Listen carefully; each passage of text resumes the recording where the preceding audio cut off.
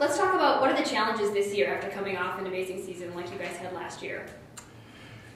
There's a lot of them. You know, I think the obvious is that 2011 was an exceptional year. It was just the right, I think someone said it in the paper, it was very magical. And, you know, I thought about it after he said it. He was exactly right. 2012, we don't know what it's going to be. You know, and right now we got a clean slate. And we got to do it our way in 2012. And that's the theory and reality that you're always planning and you got an idea of the way it's going to come out. You just don't know. But the challenges is to get our guys, the Pac football players, to play as hard as they can on every snap. That's a real simple formula, but that's what we got to do. And we can't get caught up in all the other stuff that goes around us. We got to stay together.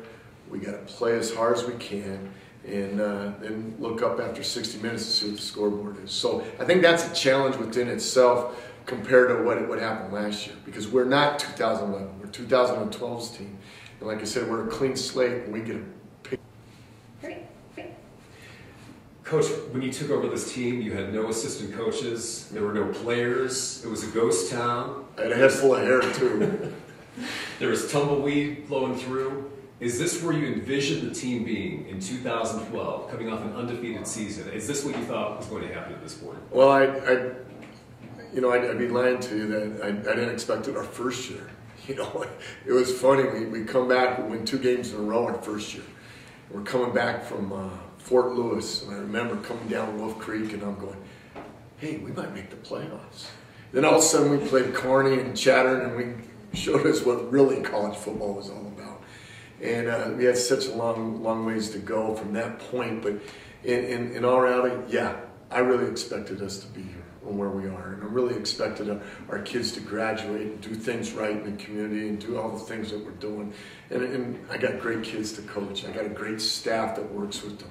And, you know, I'm excited about where we are. Now this is the challenge. This is the challenge about being able to keep our program on an elite status. And we want to be an elite program throughout the nation and keep people talking about who runs the top Division II program in the country. Our names want to be mentioned in there. And that's the challenge that's ahead of us. But darn right I did see us being here. And it's easy to say that now since we got there, but that's part of our vision of setting our goals, seeing our vision, and going to work and handling it. Great. What are the strengths for this year's team? You know, I think our strengths that we got 9 starters coming back on offense. We got a 3-year starter coming back as our quarterback in Ross Dowson. And boy, he's played like it in our preseason camps. He's done a nice job. Our offensive line, it has over 125 starts between them. And that usually means they've got a lot of experience and they've done a nice job. So our offensive line is going to be really good. I think we're really got really 2 exceptional tailbacks. I think our receiving corps is more talented than it's ever been. And then right now we got to change the guard on defense. Basically, you know, we got to replace 6 or 7 guys that have played a lot of football. But I tell you what, those guys that have replaced them are very talented, and we just got to make sure on defense that our guys are pulling together and playing as hard as they can, and good things will happen. And basically, and then our punting game. You know, Brandon Gleason is going to be a weapon, and he's done a nice job. But we got a new kicker that we got to break in, and new young snapper. So you got to hold your breath a little bit during special teams and during those things. But they've done a nice job, and I'm looking forward to them.